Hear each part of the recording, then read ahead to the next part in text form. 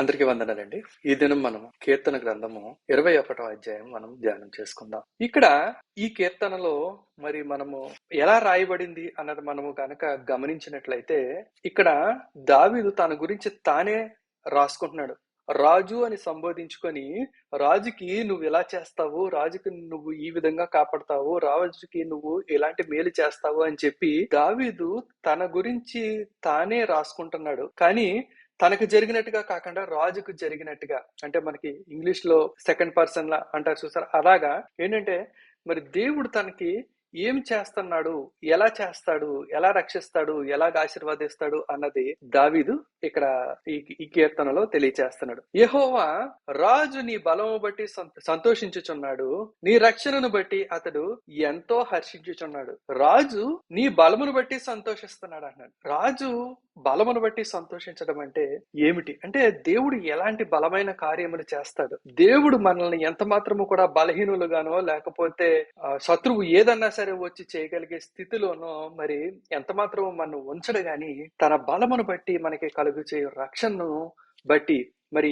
ఆ బలము ఎంత గొప్పది అన్న దాన్ని బట్టి రాజు సంతోషిస్తున్నాడు. అంటే తను సంతోషిస్తున్నాడని చెప్తున్నాడు. నీ రక్షణను బట్టి అతడు ఎంతో హర్షించుచున్నాడు. అతని మనోభీష్టము నీవు సఫలము చేయుచున్నావు, అతని పెదవులలో నుండి వచ్చిన ప్రార్థన నీవు మానక అంగీకరిస్తున్నావు. మనోభీష్టమును అంటే అతను ఎలాంటి రక్షణ కోరుకుంటున్నాడో, శత్రువుల మీదకి ఎలాంటి నాశనము జరగాలని కోరుకుంటున్నాడో, లేకపోతే శత్రువుల్ని ఏ రకంగా జయించాలని కోరుకుంటున్నాడో, అతను ఎలాంటి రక్షణనైతే నీ దగ్గర నుంచి జరగాల అని చెప్పేసి అనుకుంటున్నాడో అలాంటి రక్షణను మరి నీవు అతనికి ఎప్పుడు కూడా కలగ చేస్తున్నావు. శ్రేయస్కరమైన ఆశీర్వాదములతో నీవు అతనిని ఎదుర్కొనుచున్నావు, అతని తల మీద అపరంజి కిరీటము నీవు ఉంచి ఉన్నావు. శ్రేయస్కరమైన ఆశీర్వాదములతో అంటే ఒక పక్క నుంచి ఆశీర్వదిస్తే ఒక పక్క నుంచి శత్రువు వచ్చి దాన్ని ఆ ఆశీర్వాదమును దొంగిలించుకొని పోయే విధముగా, లేకపోతే ఆ ఆశీర్వాదమును నాశనం చేసే విధముగా దేవుడు ఆశీర్వదిస్తాడు. దేవుడు ఆశీర్వదించాడంటే ఆ ఆశీర్వాదము నిలబడే రీతిగా, ఆ ఆశీర్వాదమును బట్టి మరి బహుగా ఆనందించి సంతోషించి మరిలా దేవుడికి కృతజ్ఞతాస్తుతులు చెల్లించే విధముగా శ్రేయస్కరమైన ఆశీర్వాదములతో నీవు అతనిని ఎదుర్కొనుచున్నావు, అతని తల మీద అపరంజి కిరీటము నీవు ఉంచి ఉన్నావు అని చెప్తున్నాడు. అంటే శ్రేయస్కరమైన ఆశీర్వాదాన్ని ఇస్తున్నావు అని చెప్తున్నాడు. అలాగే ఆ తర్వాత వచనముల్లో చూసినట్లయితే 4వ వచనం నుంచి ఆయుష్ నిమ్మని అతడు నిన్ను వరమడుగగా నీవు దానిని అతనికి అనుగ్రహించి ఉన్నావు, సదాకాలము నిలుచు దీర్ఘాయువు నీవు దయచేసి ఉన్నావు. ఆయుష్ నిమ్మని అతను వరమడిగితే నువ్వు ఎప్పుడు నిలిచి ఉండే దీర్ఘాయువుని నువ్వు ఇస్తున్నావు. అంటే అడిగిన దానికన్నా కూడా దేవుడు ఉన్నతమైనది, శ్రేష్టమైనది, మంచిది, శ్రేయస్కరమైన ఆశీర్వాదం ఇస్తున్నావు అన్నాడు. ఇక్కడ ఆయుష్ నిమ్మని అడిగితే దీర్ఘాయుష్ను ఇస్తున్నాడు అని చెప్పేసి దావీదు అంటున్నాడు. అంటే అడిగిన దానికన్నా, ఊహించిన దానికన్నా అత్యధికంగా ఇచ్చే దేవుడు, అంటే బలమైన దేవుడు.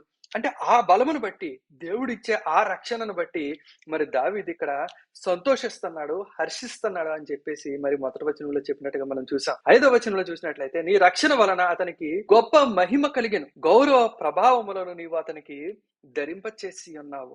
నీ రక్షణ వల్ల అతనికి గొప్ప మహిమ కలిగిన అంటే నువ్వు అతని వెనకాతలు ఉండి అతని పక్షమును చేసే పోరాటం వలన, నువ్వు అతనికి కలుగు చేసే విజయం వలన, నువ్వు అతనికి ఇస్తున్న ఆశీర్వాదం వలన, నువ్వు అతనికి కలుగు చేస్తున్న దీర్ఘాయువు వలన అతనికి గొప్ప మహిమ కలిగిందంటే గొప్ప పేరు వచ్చిందని చెప్పేసి చెప్తున్నాడు. అంటే దేవుడు మన పక్షమును పనిచేసినప్పుడు, దేవుడు మనకి రక్షణ అనుగ్రహించినప్పుడు, దేవుడు మన ఆశీర్వదించినప్పుడు మనం ఏంటంటే ఇట్లాంటి గుర్తింపు, పేరు కలుగు. దేవుని యొక్క కృప, సర్వోన్నతుని కృపచేత, అంటే సమస్తము సాధ్యమైన వాని యొక్క కృపచేత, అలాంటి దేవుడు, సమస్తము సాధ్యమైన దేవుడు, ఏదైనా చేయగల దేవుడు, గొప్ప బలము గల దేవుడు తన కృపచేత దావీదు కదలచకుండా ఉంటున్నాడంట. అంటే ఆ దేవుడు మరి దావీదుని ఎన్నుకొని, దావీదుకి ఉన్న ఉన్నతమైన లక్షణములు బట్టి కాదు కానీ మరి దావీదు ఒక గొర్రెల కాపరిగా ఉంటుండగా మరి దేవుడు మరి దావీదుని ఎన్నుకున్నాడు.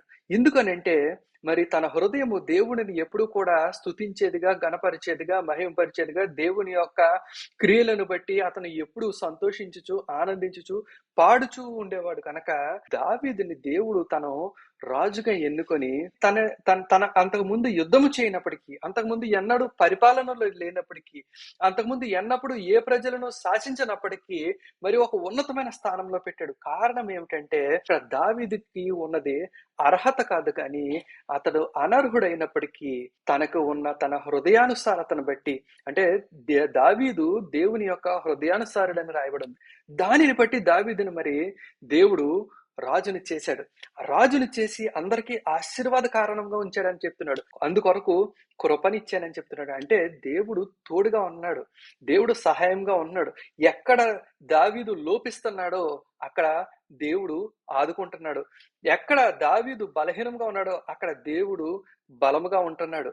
మరి దావీదు బలముగా ఉన్న చోట దేవుడు మరింత బలముగా ఉంటున్నాడు. అక్కడ నీ సహాయము నీ శత్రువులందరినీ చిక్కించు. నీ హస్తము నీ శత్రువులందరినీ చిక్కించుకొనును. నీ దక్షిణ హస్తము నిన్ను ద్వేషించు వారిని చిక్కించుకొనును. నీ హస్తము నీ శత్రువులందరినీ చిక్కించుకొనును. నీ దక్షిణ హస్తము నిన్ను ద్వేషించు వారిని చిక్కించుకొను. అంటే ఇక్కడ 2 సార్లు హస్తము అంటున్నాడు. అంటే దావీదు తన హస్తంతో ఎలాగూ తనకున్న సామర్థ్యం బట్టి కొంతమంది శత్రువులను చిక్కించుకుంటాడు. కానీ దావీదు ఎక్కడైతే బలహీనపడ్డాడో అక్కడ దేవుని హస్తము అందరినీ చిక్కించుకుంటదని చెప్తున్నాడు. నీ హస్తము నీ శత్రువులందరినీ చిక్కించుకొనును. నీ దక్షిణ హస్తము నిన్ను ద్వేషించు వారిని చిక్కించుకొనును. అలాగా 9వ వచనం నుంచి 12వ వచనం వరకు మనం చూసినట్లయితే ఇంకా దేవుడు మరి దావీదు పక్షముగా ఎన్ని విధాలుగా పోరాడతాడు, శత్రువులకి ఎలాంటి నాశనములు కలుగు చేస్తాడు, పరిపూర్ణముగా ఎలాగ శత్రువులను తన ముందు నుంచి తుడిచేస్తాడు అన్నది మనము చూసుకోవచ్చు. 9వ వచనం నుంచి మనం చదువుకున్నట్లయితే, నీవు ప్రత్యక్షమైనప్పుడు వారు అగ్నిగుండము వలె అగుదురు. తన కోపము వలన యెహోవా వారిని నిర్మూలము చేయను. అగ్ని వారిని దహించును. భూమి మీద నుండకుండా వారి గర్భఫలము నీవు నాశనము చేసేదవు. నరులలో నుండకుండా వారి సంతానమును నశింపజేసేదవు. వారు నీకు కీడు చేయవలెనని ఉద్దేశించుదురు.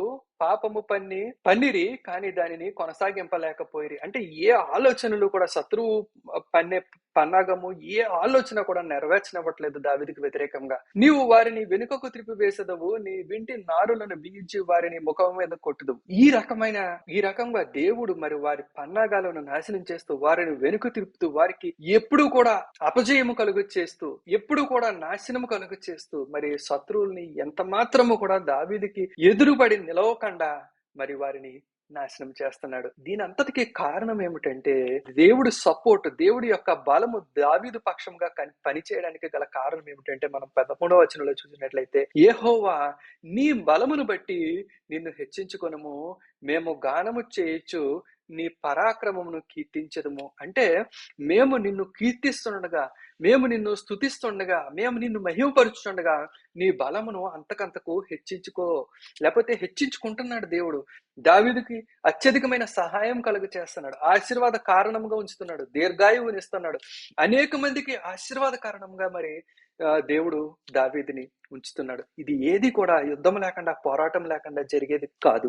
ఆశీర్వాదం ఎప్పుడు కూడా వ్యతిరేకతకు ఎదురుగానే పనిచేస్తా ఉంటది, వ్యతిరేకతకు వ్యతిరేకంగా పనిచేస్తూ ఉంటది. వ్యతిరేకించే వారిని నాశనం చేసుకుంటూ, వారిని త్రోసిపుచ్చుతూ, వెనకకు మళ్ళ చేస్తూ మరి ఆశీర్వాదం ఎప్పుడు పనిచేస్తుంటది. అట్లాంటి ఆశీర్వాదం, అట్లాంటి దేవుడి బలము మన పక్షంగా పనిచేయాలంటే, యెహోవా నీ బలమును బట్టి నిన్ను హెచ్చించుకొనుము, మేము గానము చేయొచ్చు నీ పరాక్రమమును కీర్తించదము. అంటే దేవుడు ఎలాంటి పరాక్రమ కార్యములు చేశాడో, లేకపోతే ఎలాంటి పరాక్రమ కార్యములు చేస్తాడో, ఆయనకి ఎలాంటివి సాధ్యమో, ఆయనకి ఏది కూడా అసాధ్యమైనది కూడా ఏది లేకుండా ఆయన ఎలా ఉన్నాడో, ఇట్లాంటివి మనము స్తుతించినప్పుడు, ఇట్లాంటివి మనము వివరించినప్పుడు, ఇట్లాంటి వాటిని మనము హృదయం నందు తలంచుకొని ఆయన మహిమపరిచినప్పుడు, ఆయన ఘనపరిచినప్పుడు ఆ బలము మన పక్షముగా పనిచేయడము ప్రారంభిస్తుంది. ఆ బలము హెచ్చుతుందంట, హెచ్చి మన పక్షముగా పనిచేస్తుందని ఇక్కడ దావీదు తెలియచేస్తున్నాడు. కాబట్టి మనము కూడా మరి దేవుణ్ణి అత్యధికంగా స్తుతించడం ద్వారా, మహిమపరచడం ద్వారా, ఘనపరచడం ద్వారా, ఆయనను ఆరాధించడం ద్వారా మన కొరకు రక్షణ కలుగు చేసుకోగలము. మనం అనేక మందికి ఆశీర్వాదకరంగా ఉండగలము. అలాగే మరి మన శత్రువుల పట్ల మనకి జయము, శత్రువునికి నాశనము కూడా మనము తెచ్చుకోవచ్చు. ఈ వాక్య భాగం మీ అందరికీ ఆశీర్వాదకరంగా ఉన్నదని నమ్ముచున్నాను. ఈ వీడియో కనుక మీకు నచ్చినట్లయితే లైక్ చేయండి, షేర్ చేయండి, సబ్స్క్రైబ్ చేసుకోండి. దేవుడు మిమ్మల్ని ఆశీర్వదించును గాక. ఆమేన్.